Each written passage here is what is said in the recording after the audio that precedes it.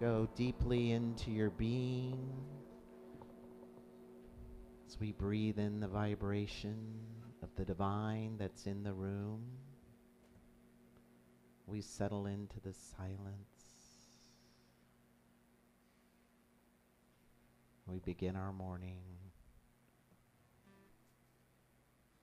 with our congregational song and ascension.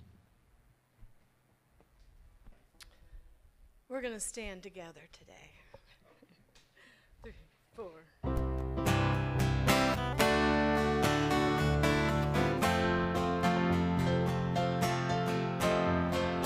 Something great has happened. Love is taking hold and it won't let go of us now. Something here is calling us forward, upward motion with drops in one ocean and roll on. Will you rise up with me today? Lift up your voice and boldly say, we are the ones you've been waiting for. Live the dream of your highest calling. Be the hope of a new day dawning. We're the ones who can make a difference. Let's stand together.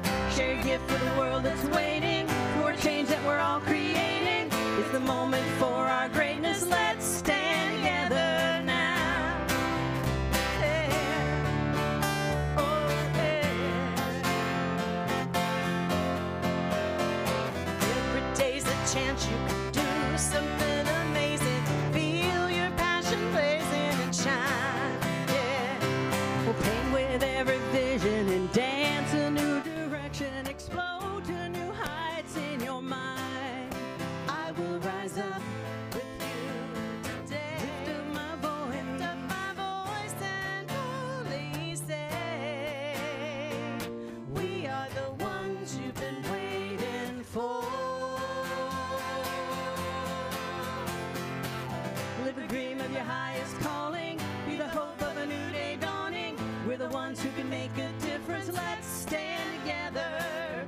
Share your gift for the world that's waiting for change that we're all creating. It's a moment for our greatness. Let's stand together now.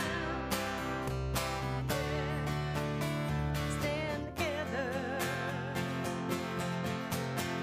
One dream, one voice, one heart, one world, one dream, one voice, one heart, one world, one dream, one voice, one heart, one world.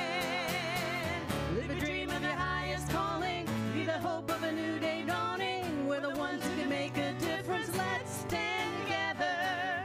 Share your gift for the world that's waiting for a change that we're all creating. It's a moment for our greatness. Let's stand together. Live the dream of your highest calling. Be the hope of a new day dawning. We're the ones who can make a difference. Let's stand together. Share your gift for the world that's waiting for a change that we're all creating. It's a moment for our greatness. Let's stand together now.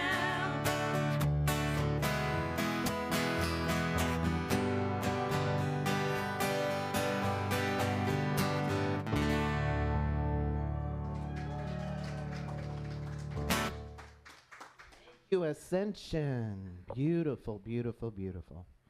So welcome to Amani, Sunday, June 19th. So glad you're in the room. Our vision statement here at Amani is lighting the path to peace together. Lighting the path to peace together. Don't we need that now more than ever? Yes? Oh my goodness. So here at Amani, we have our Circle of Light, which is made up of practitioners and ministers who are available to provide you with prayer. We use what's called affirmative prayer and treatment. And do we have any ministers or practitioners in the room? If you could raise your hand or stand. And we do have Angie here today. So if after service you have something on your heart please don't leave until you meet with Angie or myself, right? We would be happy to pray with you.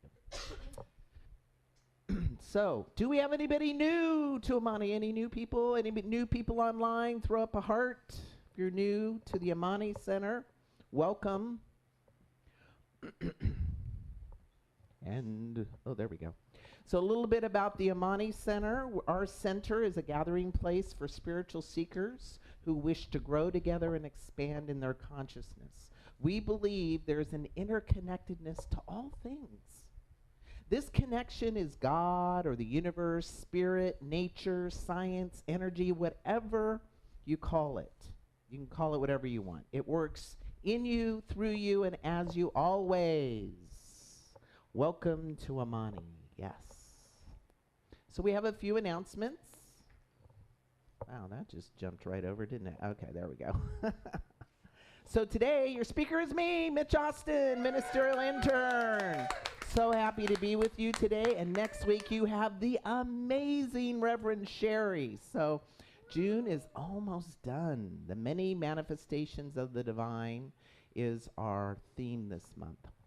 So we have summer solstice coming up. Who went to last year's summer solstice? Yes? Amazing, wasn't it? Incredible event. The people that put this on just do an amazing job, and we hope you can join us this Monday at 6:30. It's going to have some ritual. It's going to have some audience participation to participate in the changing of the seasons and the height of our summer solstice. We also have a town hall meeting coming up the last Sunday of the month, and this is a time for you, Amani, to talk to the board, tell us what you're wanting, what you're seeing, what you're liking, also to get just a small update from the board, but we really want to hear from you, and we're going to feed you. We're going to feed you. We're going to have a little barbecue. We'll have some vegetarian options and some omnivore options as well. We'd really like you to stay on the 26th, talk to us, and also see if you have a vision to get involved in a particular way. We'd love to hear that as well. All right, Rise and Speak is coming. I'm excited. I have another class coming up on June 27th. Right now we have 6 people enrolled, so we have 3 more spots. And Rise and Speak, it's so hard to tell people what Rise and Speak is, but basically it's a journey where you look at your life now. You go back and look at your life from this vantage point, and you look for a lesson, a blessing, a message, and we help you put it together over 8 weeks and then share it with an audience. It's very powerful. Who's been to a Rise and Speak? We have a few people. It's pretty awesome, yes? Yeah. Okay, 3 more spots. That's all we got. And Angie's going to be the TA, so how can it get any better than that? Very grateful for that. All right, we have Karen Drucker coming up. You need to get your tickets. Karen Drucker is an amazing luminary and gifted singer and message and workshop presenter. We have several ways that you can enjoy Karen coming to our center on July 9th. She's going to do a concert. And before the concert, you can get a VIP ticket and just hang out with her. Rub elbows, get a little bit of her wisdom. And then she's going to perform. And then on Sunday, she's going to do the message and a workshop after. So if you want to do the VIP reception, concert, and workshop, we have these triple play tickets. Anybody got theirs yet? No. Yes. Get your triple play tickets if you want to do our 3. Or if you just want to do the concert or just the workshop, after service today, I can go ahead and get you signed up and get your ticket so that you can join us for that amazing night of Karen Drucker. She's playing with Ascension. Oh, yes. She's playing with our beautiful band, Ascension. How cool is that? No. We are playing with her. Oh. Let's be very clear. Ascension is playing with Karen. See, I don't know all these musical terms. Thank you for educating me. Thank you. Got my back. Got my 6 right here. So this would be the time to silence your phones, put them on stun. And we also ask during the service that you not have side conversations because we actually can hear it all up here. And if you do, we're just going to repeat it on the microphone. So there we go. That's what'll happen. So thank you so much for silencing your phones. And now we're going to have Reverend Angie bless the service. Oh, I bless the service. Oh, darn it. I tried to pawn it off on her. She wouldn't do it. Okay. So let's just take a deep breath in and let it go. And as we just let everything that's come before this moment fall away and step into this eternal now, to be fully present, mind, body, and spirit. And I know as this service unfolds, it unfolds with the wisdom and the love and the grace of the divine. And that each heart online or in the room is fed, is uplifted, is touched, is moved to higher ground. Through the music, through the message, through the prayer, through the meditation, and through the fellowship of connecting heart to heart. And I simply release this word into the perfect activity of love and law, knowing that it is already done perfectly, powerfully, lovingly in the mind of the one. And together we say, and so it is, and so it is. Beautiful. Okay. Now we have our affirmation. If it comes up here. Let me see. There we go. Here you go, Angie. It's right there, but I can also give it to you here. That's good up there. Okay. Good morning, Amani. So today we're going to do the affirmation. We'll go through it 3 times. The first time with energy and enthusiasm. The second time we'll bring it down into our hearts and speak it in a whisper. And the third time, if you would please just join me mentally. Today's affirmation comes from us, from our own ministerial intern, Mitch Austin. Today, I stand guard at the doorway of my mind and challenge my reactions and assumptions so I may know and act from the truth. Truth is power. Today, I stand guard at the doorway of my mind and challenge my reactions and assumptions so I may know and act from the truth. Truth is power. Today, I stand guard at the doorway of my mind and challenge my reactions and assumptions so I may know and act from the truth. Truth is power. And so it is.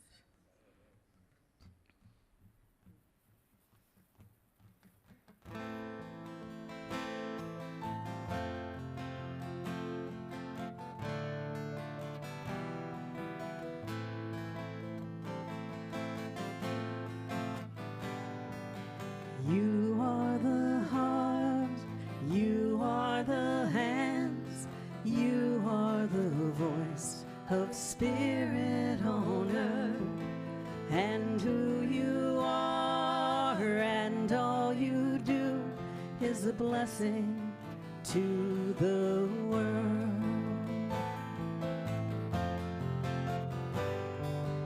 We are the heart, we are the hands, we are the voice of spirit on earth, and who we are and all we do is a blessing to the world.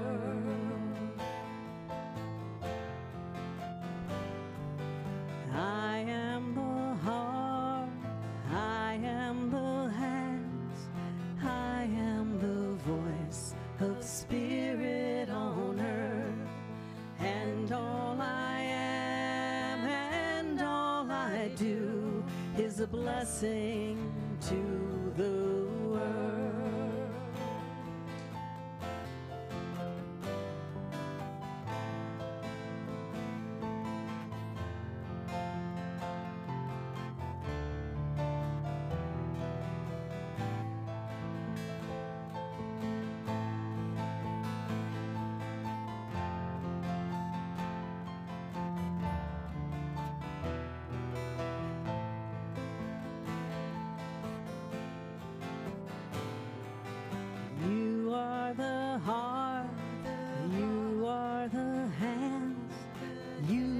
are the voice of the Spirit on earth, and who you are and all you do is a blessing to the world. You're a blessing to the world. We're a blessing to the world.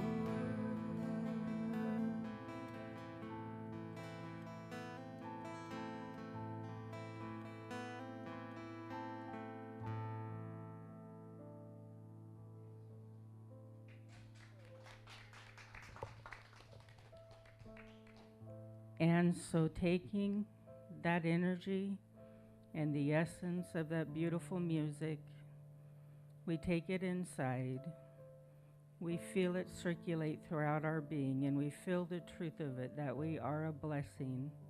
Each and every one of us is a blessing, and we bless others as we move through our lives and have our being. We are the energy and the existence of spirit, living, moving, breathing, acting, walking, talking, in, through, and as us. We know that as we gather together at places like the Amani Center and gather with like-minded people, that we grow together in that awareness and we grow in that consciousness, and each of us expands. And each of us becomes more of spirit in action. And we are so grateful to have a place like the Amani Center to come and share and grow. And I invite you during your meditation to feel into that gratitude, to feel into the blessing that each of us are, and how each and every one of us uniquely serve and service those blessings and provide them to the world around us. I invite you to breathe the blessing that you are. Enjoy your meditation.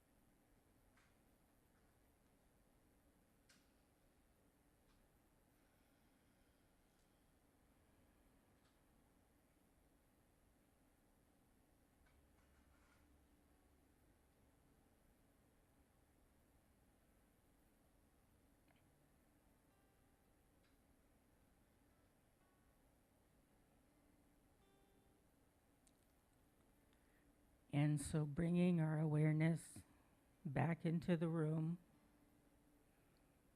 as we have our divine healing, as we bring to mind any relationship, any circumstance, any situation, any individual that you know who may need healing.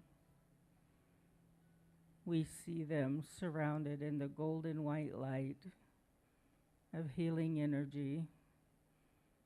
We see whatever appears in their world to need healing to simply fall away to the side, because we do not judge by appearances. We see through to the truth about each individual, and that is that at the core of them, they are absolutely perfect, whole, and complete, just as they are. And so we see that truth for them until they can see it again for themselves, and how wonderful it is to serve in that manner. And so we see one another. We look at our neighbor in our mind's eye in this moment. We look to the left, we look to the right, we look in front of us and behind us, and we simply see that perfection shining forth. We see the very light of God himself, Spirit flowing through and as every one of us. And it is with a very grateful heart that I release my word, knowing that each one of us are that. And I release it, letting it go, as together we say, and so it is.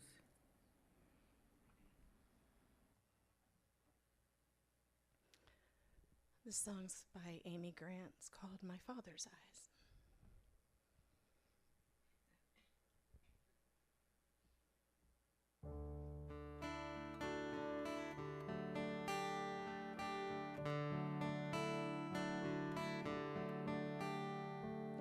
I may not be every mother's dream for her little girl.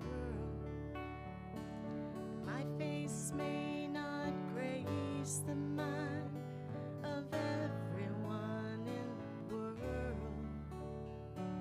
but that's all right as long as I can have one wish. I pray when people look inside my life, I wanna hear them say she has her father's eyes, her father's eyes, eyes that find the good in things when good is not around, eyes that find the source of help when help just can't be found, eyes full of compassion, seeing every pain, knowing what you're going through and feeling it the same, just like my father's eyes, my father's eyes, my father's eyes,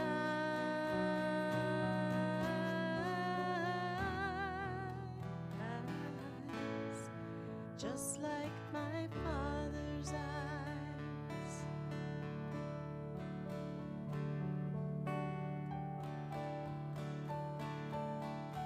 On that day when we will see all the things we've done, good and bad, they'll all be had to see by everyone. And when you're called to stand and tell just what you saw in me, more than anything I know, I want your words to be, she has her father's eyes,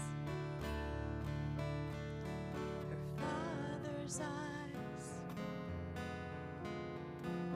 eyes that find the good in things when good just can't be found,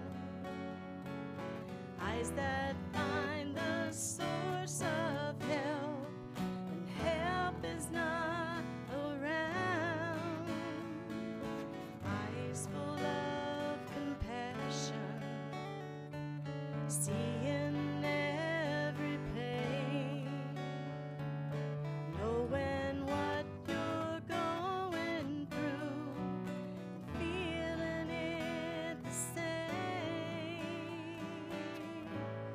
just like my father's eyes, my father's eyes, my father's eyes,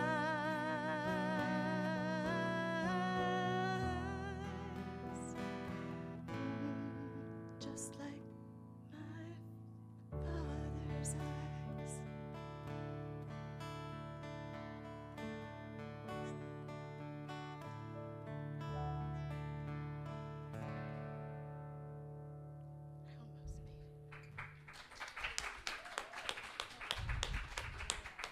best for Mr. Harold E. Bailey, Woo! who's off in the ether. Awesome. Give it up again for Ascension. Beautiful, beautiful song. Oh my gosh. So we got a couple holidays today. 2 holidays, in fact. Happy Juneteenth. Yes, Juneteenth today. Emancipation Day for Africans in America when they learned that they were free from slavery. Right. And we know that when anyone is oppressed or enslaved, it diminishes all of us because there's only one. Yes? So grateful. Also, it's Father's Day. So ushers, if you could grab the flowers, that would be amazing. And Kathy and Gina, thank you for it. Let's give it up for our ushers. They're always doing such an amazing job. Fathers, if you could stand. Fathers or father figures, if you could please stand in the room. We'd really appreciate it. We want to honor you. Thank you for your love. And remain standing if you are a grandfather. Remain standing if you're a grandfather. Okay. No grandfathers, but thank you so much for your love, your wisdom, your contribution. We honor you and we're grateful for you, and I also need one. Thank you. Oh, I get them all. Look at that. All right.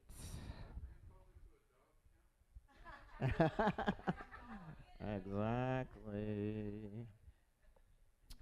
All right. So today, title of my talk is What's Your Process? Before we drop into the talk, though, I have a little talk appetizer. You know, I was thinking about Father's Day, and my mother separated from my father when I was 7. And so I didn't really get to know him very well. But what I noticed was, and maybe some of you noticed this, is nature, spirit, God, by whatever name you use, has a way of filling the hole, right? That nature abhors a void. And so what happened to me is that I got father figures through my teachers, coaches, neighbor. We had a neighbor taught me how to drive a stick shift. He was brave. And the same thing happened when my mother made her transition. All of a sudden, and we were very close, all of a sudden I had a work mom, I had a church mom, I had friends that were momming me. See, father, mother, masculine, feminine, this is an energy. And it just happens to come through a certain person. So I want to invite you, if you're experiencing any kind of loss right now, any kind of hole in your life, whether it's financial, relational, physical, health, look for how spirit is filling it. It gets really creative on how it rises up to support you in that. So that's for somebody, I hope. All right, now we're to the main course of our talk today. So we're going to start with the pop quiz. Yay! PTSD in the room. I can see it already. Like, oh no, not a pop quiz. So I'm going to ask you to just kind of look at me and make some guesses about some things. So we're going to start with, what's my gender? Shout it out. What do you think my gender is? What do we got? Male. Male. Yes. So you look at me, I look male. But if you were to know me, you would know that I'm not a cisgendered male. I wasn't born physically male into the world. I transitioned my gender, and I'm actually a transgender man. So now you see and know me better. Yes? How about my ethnicity? What do you think my ethnicity is? Just shout it out, whatever it is. European. What else? Caucasian. What else? English. What else? Anybody? Scottish. I love it. Irish. I love it. Any other guesses? Wow, you guys are good. You know me too well. Huh? I'm the human race. I love that. You know, growing up, when I get in the summer, I get really dark. I actually turn black. And I was so dark growing up in Texas that my brother, who was very, very white, like that white, wouldn't take me anywhere because I looked ethnically mixed. And in Texas in the 70s, I was not a good sister to have or brother to have, right? So I had to wear long sleeves and long pants in the summer whenever I went anywhere with him. Right? So a lot of times we judge people by the cover. What about my sexual preference? What do you think? Am I into men, women? Who am I? Nobody. See, I love the honest man in the room, right? So oftentimes, it's women, but oftentimes I get read as gay, right? Because my hands are going. I have this little thing in my voice. So if I go out, I've been hit on by gay men, which is, I think, a huge compliment. I mean, they have style, they have money. Who wouldn't want to be in that group? And I bring this up because we have this tendency, right, to see the cover and make some assumptions. That's just how we're wired. Right, we got to be able to make quick decisions. When we, in evolution, we had to make a quick decision. Was this dangerous for me? Was it safe? Right. So our mind takes shortcuts, and in those shortcuts, sometimes we misjudge or label people unfairly. Who's ever been misjudged or labeled? Yeah, it doesn't feel great, does it? No, it doesn't. Who's ever done it? Yeah, I have. I'm going to talk about that today. And who's ever witnessed it happening to someone else? My mother was from Europe, and we lived in Phoenix back in the 70s. And, she wouldn't say parsley, she'd say broccoli, right? She had a weird twist on words. And I witnessed people talking louder to her, like somehow she had a hearing problem, or slower, as if she wasn't very smart, but she was brilliant. And then at 12 years old, witnessing adults turning from her and talking to me about her conversation, right? And so I had a front row seat to seeing people's inability to go deeper beyond the book and the cover that they were judging. And in fact, I did this once. I misjudged somebody. I labeled somebody. When I went to Missouri to tell my family that I was transitioning my gender, I wouldn't talk to my sister-in-law. My sister-in-law was white, cisgendered female, living in Missouri, and a very passionate evangelical Christian. So you think I was a little worried? She also wore the pants in the family. And I managed to get my brother one-on-one, and I told him what was going on. He was very accepting. I said I was really worried about his wife. He said, I wouldn't worry about her. Just a few days before I came out, Katie Lang was on TV, and she turned to him and said, I just think some people are born in the wrong bodies. Blew me away. You could have knocked me over with a feather. Now, I never took the chance to talk to her about it, and before I got home, I'm on the flight, she finds my new Facebook profile as Mitch, friends it, and has her daughter, my niece, also friend it. Now, who was the one with the judgment? Who was the one rejecting? It was me. What if I'd went a little deeper and stayed open-hearted with her? We could have had an amazing moment of connection and love through this part of my journey, but I missed it because of my own judgment. And sometimes that's what we do. So how do we deal with this aspect of our mind, right, that just kind of sees the details of somebody, the cover, and then we make that quick judgment? Because our minds are created to be efficient, fast, but not necessarily accurate. Right? You ever do something really quick and then it's not accurate? Right? Our minds have that tendency. We have that tendency. And when we do that, there's a chance we might sin. Now, before you get upset, sin is just an Aramaic word. It's an archery word for missing the mark. We might miss the mark if we let that first impression and the story we start to tell ourselves be the absolute truth. And then we act from there, just like I did with my sister-in-law. So the title of today's talk is, what's your process? What's your process to get past that tendency? Anybody have any processes that they use? A couple people, great. Well, I'm going to talk about a 3-step process today we can take to those snap judgments our mind makes and how we sometimes read the cover so we can get deeper into the truth and see people better. Because what do we know in this teaching? What do we know?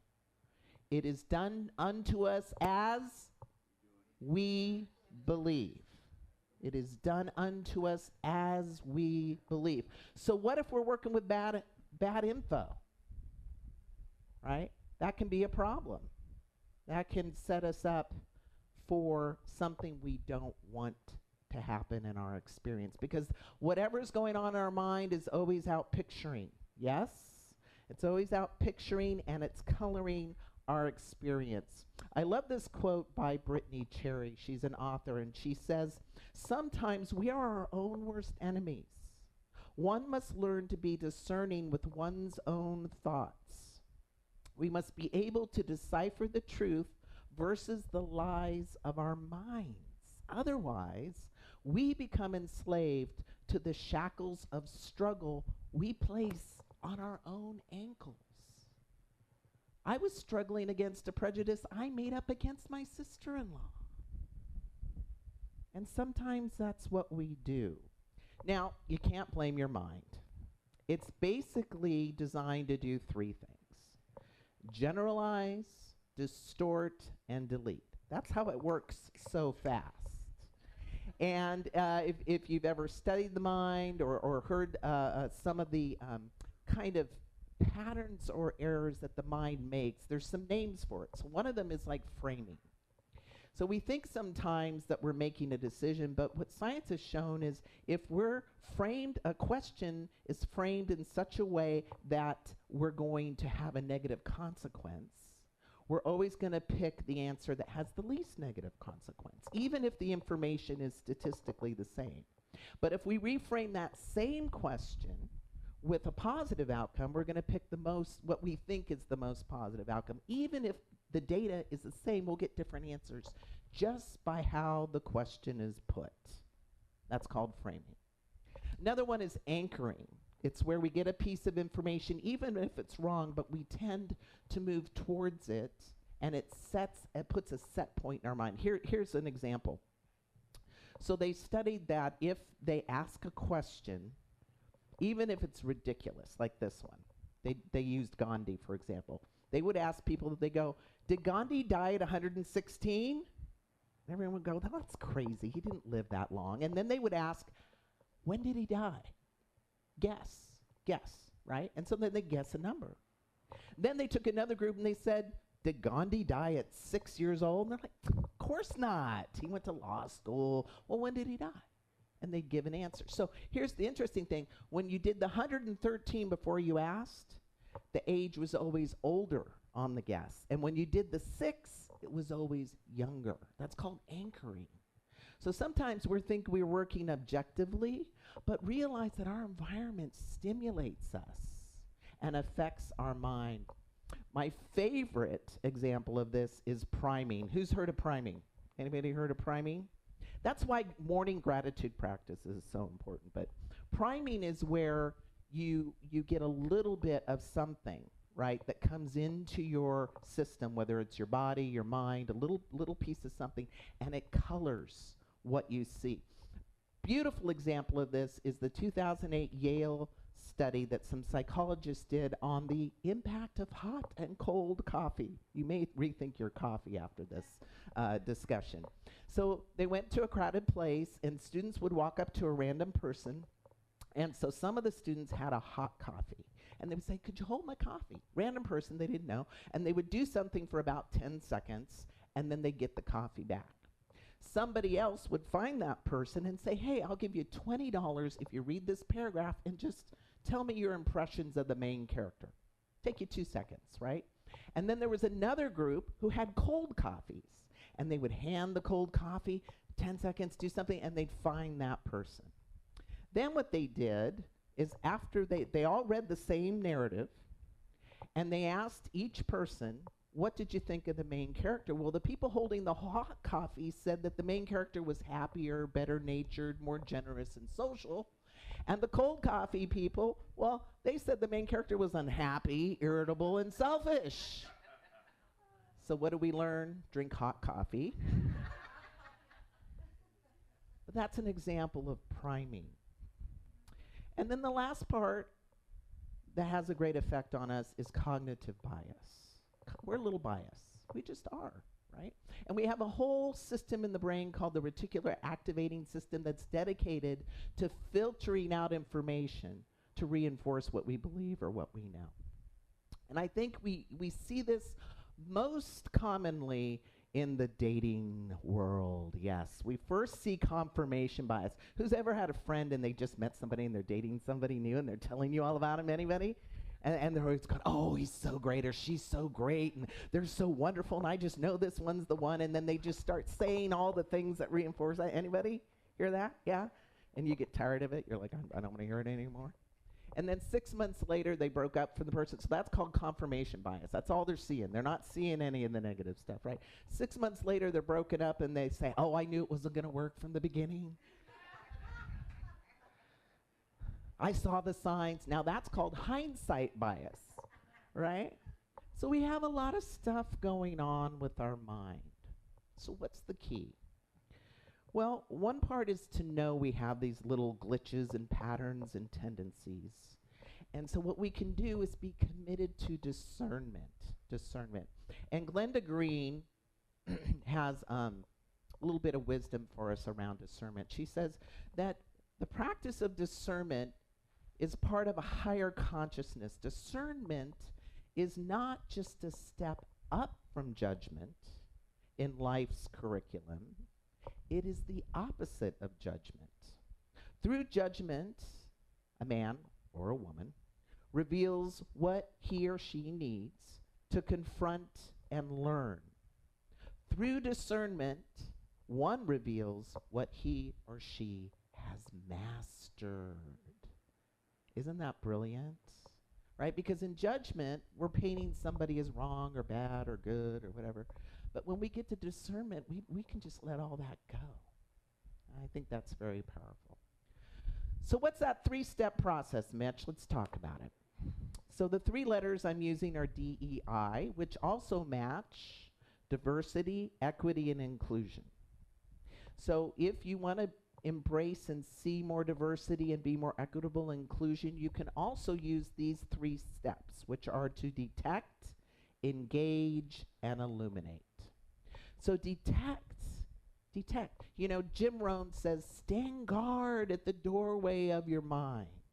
Stand guard. And he uses this great little story about a cup of coffee, which is supposed to be your mind. And he says, if your enemy comes by and drops some sugar in there, what happens to your coffee? It's sweet. Yeah. And what if your best friend comes by and drops a little strychnine in there? What happens to your coffee? Poison, right? So it doesn't really matter the intentions or the people around you. If you got to mind your cup of coffee, you got to mind your mind, what's trying to come in, and therefore stand guard at your mind. And this works for things where we're being overly optimistic or overly pessimistic. We need to tune in to our feelings and detect what's going on. Am I making a snap judgment? Is there more here for me to know? That's what I mean by detect. Just staying awake, that observer part. And then to engage whatever that judgment or belief. If I had engaged, yes, she's evangelical Christian, okay, she's in the Midwest, but is there more to know about her? How does she really feel about the LGBTQ community? I didn't know, I really didn't. But I made an assumption. What if I had caught that and then engaged her? What if I had leaned in? And what I mean by leaning in, not to confirm what you think you know, right? You don't want to go down confirmation bias, right? You don't want to be an attorney. You want to lean in terms of open heart and open mind, and asking questions in such a way that you're willing to hear even what you don't want to hear. That's real engagement. You know, kind of like Columbo. Who remembers the Detective Columbo? He's always like, I don't know, you know, and just being really simple and plain, but he got a lot of information. We could learn something from him. Then when the information comes in, you need to use that, you know, generalize, distort, delete, right? So when I found out Kathy, my sister-in-law, had friended me, I had to rewrite my assumptions about her So when you get new and better information, you need to rewrite what you thought you knew. I had an experience of this not too long ago. I was on Facebook, and I decided to post a video of some black transgender women just celebrating. It was a beautiful video. They were wearing beautiful clothes. They were dancing. They looked great. I thought, hey, celebrate my transgender black women sisters, right? And I posted it. Now, whenever I make a post, I get a minimum 30 to 50 to 100 likes and many comments. Always, always, every single time. So I gave this post, and I got 0 likes. 0. I finally liked it because I was embarrassed. And I went, what? I thought my Facebook community was like better than that. I was getting a little judgy and anxious, and then I remembered, oh, detect. When I was working with this model, I thought, oh, but I don't know this for sure. I really don't know why nobody liked it, right? And I thought, okay, I'm going to post another video. So now I'm doing a little research. And I posted a video of a large-bodied white woman in her sports bra and spandex dancing and celebrating her body, right? So still similar thing, right? Body image, celebration, going against the norm. Very similar, but the difference is black women, white women, right? So that was what I was testing. So I post that video. Guess how many likes I got? About 30, and all kinds of comments. And now I'm like, what's going on? Now I'm getting real judgy. But I'm like, oh, no, no, no. I still need to lean in some more. So this is what I did. I made one more post, and I said, dear Facebook family, I made a post of a black transgender woman, got no likes. And I made another post of a large-bodied white woman dancing and got a lot of likes. I'm asking with an open heart and mind, so they know I'm not being judgy. Why? Why? You know what I got? I got comment after comment after comment after comment, and what they said was, it didn't show up on their Facebook feed. The algorithm had taken that video out of their Facebook feed. And we wonder why we're so divided. There's a ghost in the machine that is keeping us separate. And I'll tell you, on those responses, a lot of people were upset, really upset that that was going on. But what if I hadn't went through this process? What do you think would have happened? What would most of us do? I'm unfriending you, I'm unfriending you. And I'm being manipulated by another factor. So this process really, really, really works. And I want to encourage you to use it. Maybe with a friend or a family member. Maybe come back and see if there's something you need to revise. So there's a story about two really opposite people who had no choice but to get to know each other better. And some of you may have heard of this story about the black activist Ann Atwater and the KKK Grand Cyclops. What is he called? Grand Exalted Cyclops of the KKK, Claiborne Ellis. Anybody ever hear about these two? Well, you're going to hear about them now. So they're in the South, and in this community, there's a black school and a white school, and the black school burns down. And the school district has a legal obligation to educate all youth, but there's no facilities. So the governor, it goes all the way up to the governor, tells the community, and they send down a representative to mediate what's called a charrette and bring everybody in the community, the white and black people basically, to work it out in a 10-day meeting where they met 12 hours a day. Now, guess who they made the chairs? Anne was a vice chair, and so was Claiborne Ellis. So we had the black activists and the KKK chairing this meeting over 10 days. Now, you might think they really hated each other by the end of the process, but that isn't what happened. The first breakthrough between the two came when the gospel choir was singing, and Ellis was trying to clap, but he was doing the white clap. You know, he was clapping on 1 and 3 versus, you know.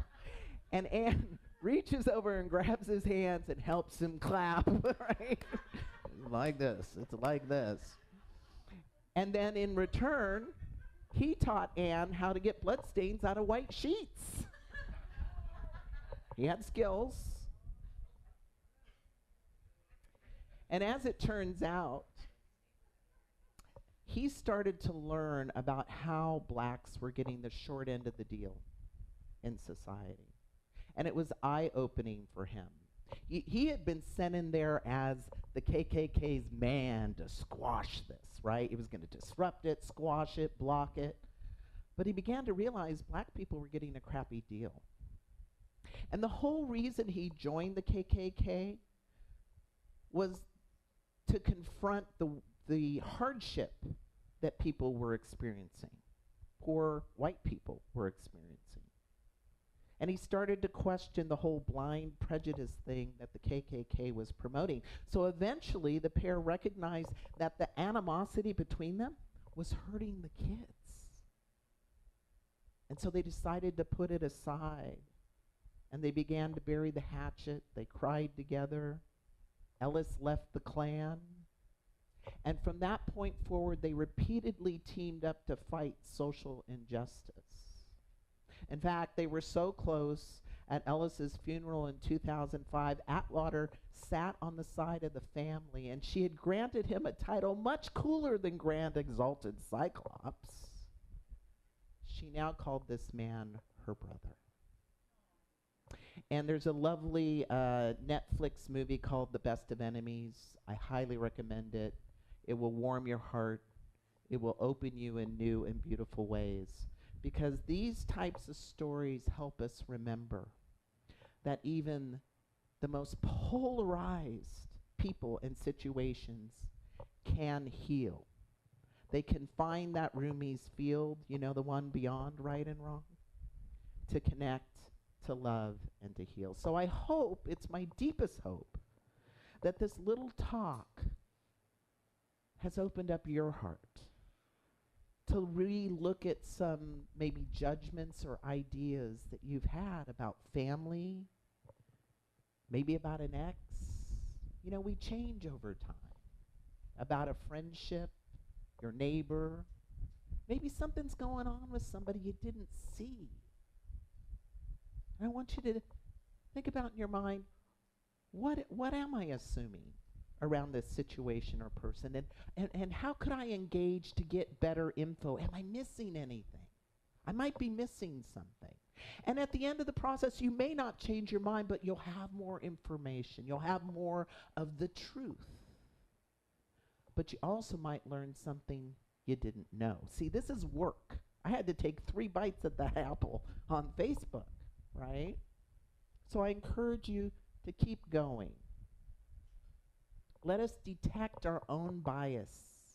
Engage with the seeming other so that we can have a better and more holistic picture of the people in our lives and the situations we face. Yes? Amen. Thank you so much. Blessed be. Thank you. Thank you. Thank you. Okay. Next slide. All right, so if this is our joyful time of giving, if you would take your gift into your hand, and then we have some ways that you can give. You can text Amani to 44321. We also have donate buttons on all of our email that goes out. You can go to our center. We have a donate button. You can also mail us a check. Here's our address. Right here, 2558 Greenwood Lane, Suite D, Cameron Park. And I think we're doing a link. Hopefully we're dropping a link here online for our online people to also support us. And so if you would just take your gift in your hand and repeat after me, you can put it up to your heart. Money is God in action. I send it forth to bless and prosper all who come in contact with it. And so it is.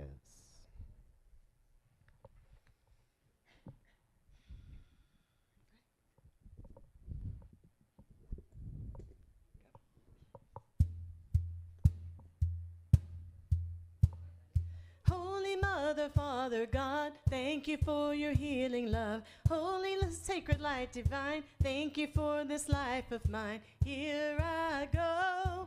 Whoa, whoa, whoa. I am grateful for the air I breathe. Whoa. I am grateful for the life in me. Whoa. I am grateful to be renewed. Whoa. I am grateful for gratitude, grateful for gratitude, grateful for gratitude. And being here with you today makes me come alive and say, we are presence, we are part of the one infinite heart. This I know. Oh, oh, oh, oh. I am grateful for the air I breathe. Whoa. I am grateful for the life in me. Whoa. I am grateful to be renewed. Whoa. I am grateful for gratitude, grateful for gratitude, grateful for gratitude. And you are a gift to fall on this earth of truly unbelievable worth. Sing it, sister, brother, to magnificence is falling on you. Say hello. Whoa. I am grateful for the air I breathe. Oh, I am grateful for the life in me. Oh, I am grateful for the be renewed. Oh, I am grateful for gratitude, grateful for gratitude, grateful for gratitude, grateful for gratitude.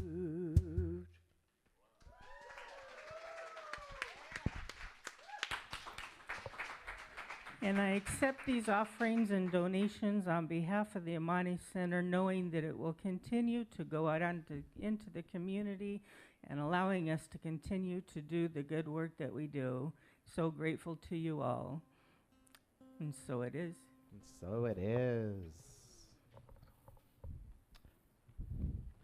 All right. If you can, stand and join us.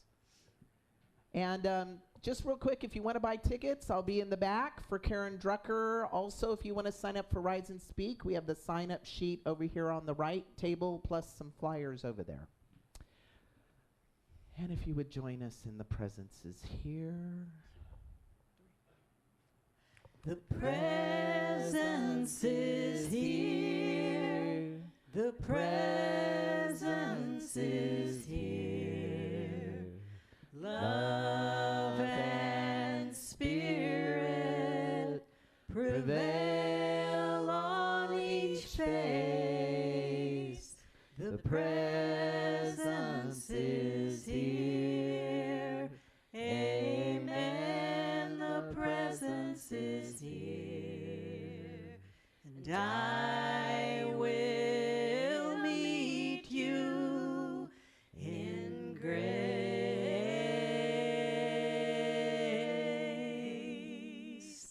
I will meet you in grace.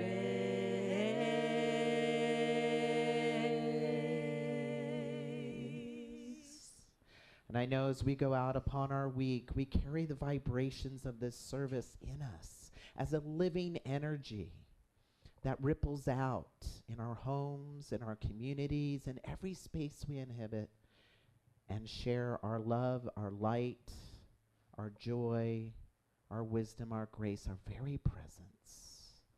So I simply give thanks. I give thanks for this place called the Amani Center and the community that is the fabric of it, each and every person present here today and online.